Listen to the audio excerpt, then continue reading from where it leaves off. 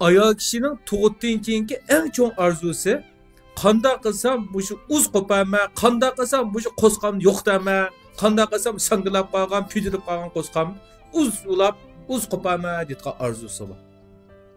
Buning eng yaxshi usuli qo'saq tingish.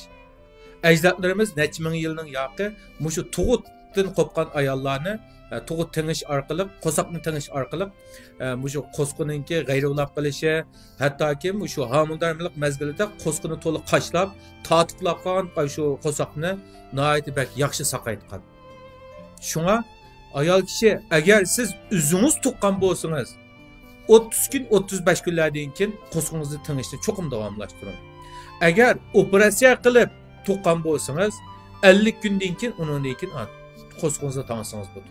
Bu cemiyetimizde her xil kütünüş orullarında ayollarınki şunda qo'saq tanıdığan mülazimetleri var. Üzerindeki tevellikdeki yurtlardaki konu tuğut anısı olamdı yoki olmasa kütünüş merkezlerindeki eşyagilik berip şu yerde qo'sqonni tang'izib, üzerindeki şunda qo'saq köpü olgan, çıkıp olgan, sangılıp olgan, yo'g'inib olgan ahvollarni qo'saq tingish orqali saqaytib, üzerindeki burunqi güzel holatlarga qaytib olishinglarni chin ko'nglimdan umid qilaman.